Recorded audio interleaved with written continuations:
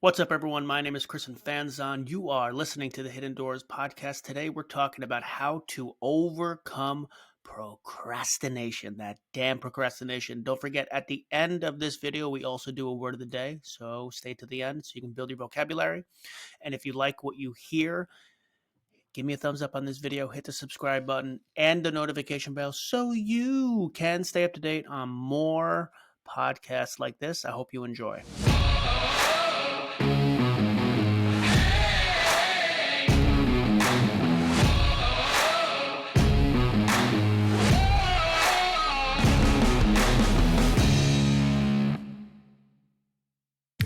Okay, so we're talking about procrastination, how to overcome procrastination, and here's where I'm coming from. For a long time, I've believed in one really good method for overcoming procrastination, and then just recently I read a book, it's called Can't Hurt Me by David Goggins, and it brought me into another whole level of thinking when it comes to procrastination. So the first part that I still think is valuable and true for overcoming procrastination is setting checkpoints. So I'm a big fan of setting goals and putting a deadline for when you want to reach that goal. But the issue is if you procrastinate the hell out of things, you may not put in any work until you get closer to that deadline. It's like anything. If you're in school and you have a test or a paper is due, you may wait to the end the day before to write that paper. You know you have that deadline, but you wait to the day before. So I talk about putting checkpoints in place. So mini deadlines, basically, at 50% of the way through. So if something's due in 2 weeks, in 1 week, you want to be 50% of the way through. You write that down as a goal. It's a deadline for yourself. It's an internal checkpoint to ensure that you don't overload and wait for everything until the last moment, because that's when things may get sloppy. You're going to miss some things. You may not be able to get it finished. It's going to be rushed.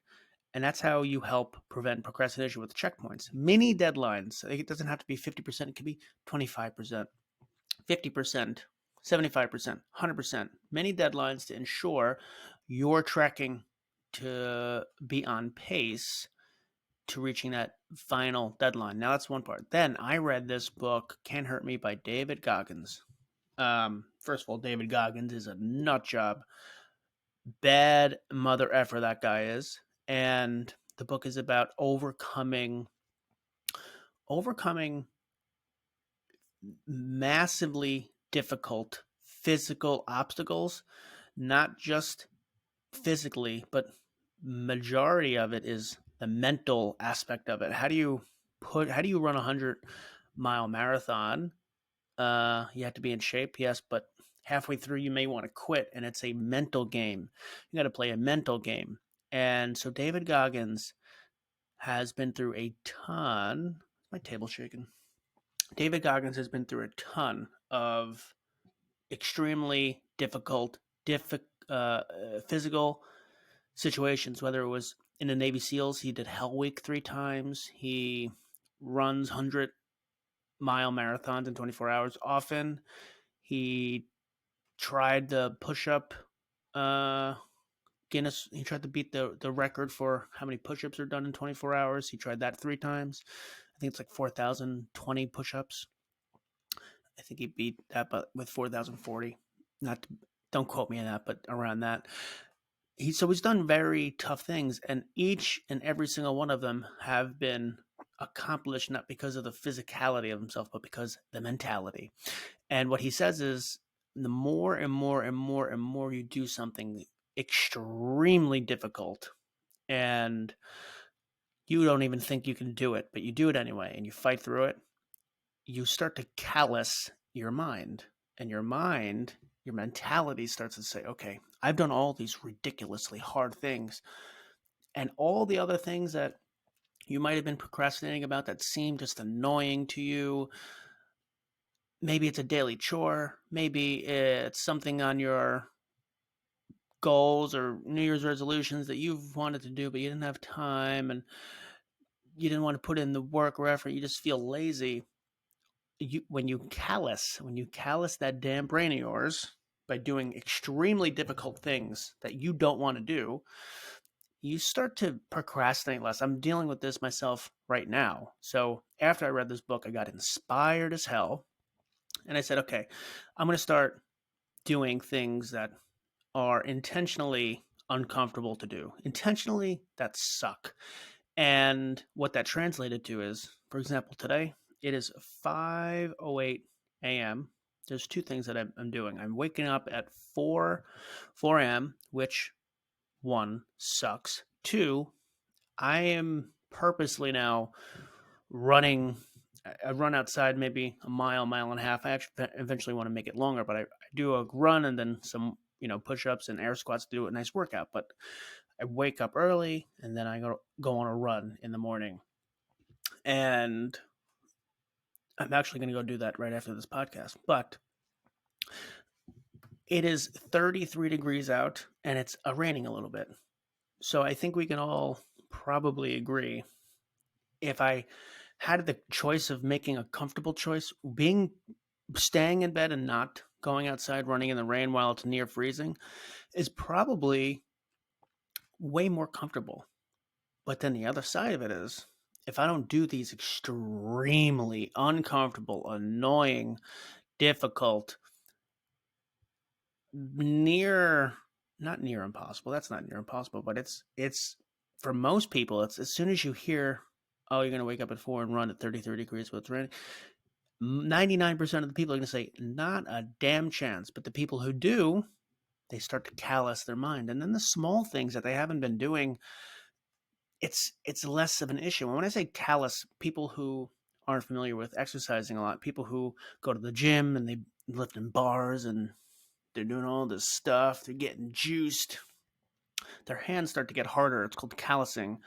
And so when you're maybe haven't been to the gym in a while or haven't ever, and you start going, your hands will like hurt because they're not used to picking up this bar. It's freaking hard. You're moving it around a lot. It's scratching against the skin.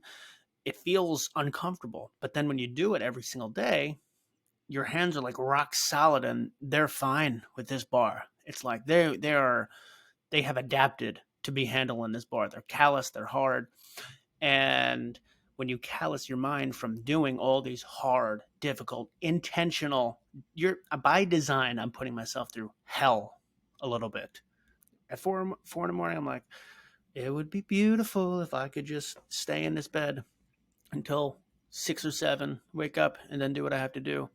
But then I start to say, well, if I do that, then even though it would feel nice, the results are going to suck. And I'm going to procrastinate more. I'm going to get less done. I'm going to feel like crap. So it's a little bit of a weird thing. It's like contradictory. Do the things that absolutely suck, and then you'll procrastinate less. You'll callous your mind. You'll get way more done. It is a thing that you have to overcome. So when you're talking about overcoming procrastination, my advice to you is do things that are extremely difficult, intentionally find things that are difficult and annoying and that suck. And practically speaking, the two easiest things that you can do, right in the morning, just to callous your mind right in the morning, because you might be thinking, well, what am I going to do? There's all these things. I think the easiest thing you could just do right now is wake up early, 5 a.m. It will suck. You won't want to do it. But if you do, callous number one, you start toughen the mind. And two, regardless, and especially if it is cold or rainy or if it's snowing or if it is not ideal weather to go running outside or exercise outside or do something, maybe it's just exercising in your house, intentionally put yourself through that.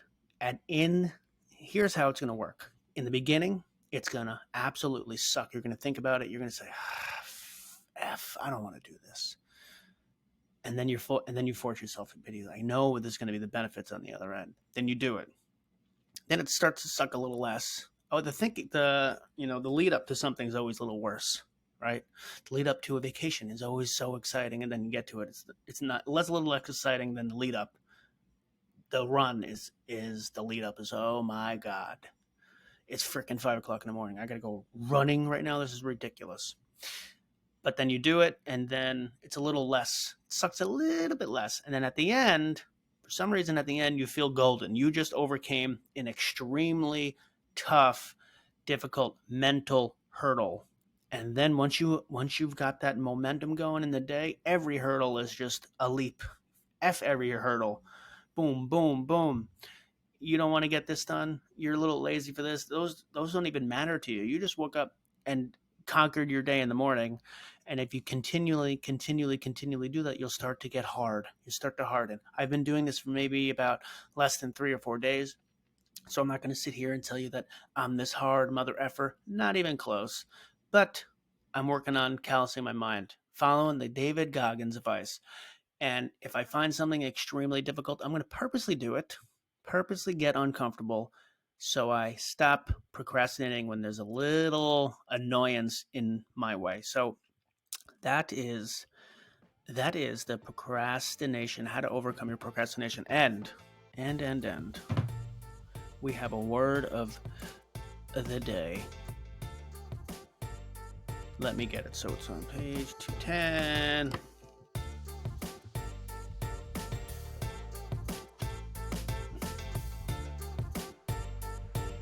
Interesting. The word is ulterior. It's an adjective, and it means intentionally concealed as motives. You have ulterior motives. Don't have ulterior motives. Those are the people that you don't want in your life.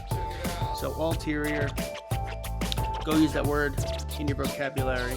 Go use that word in your conversation. Build your vocabulary, and have a beautiful day. Don't forget, go intentionally put yourself through very difficult tasks, and you will stop procrastinating. Take it easy. Thank you for listening.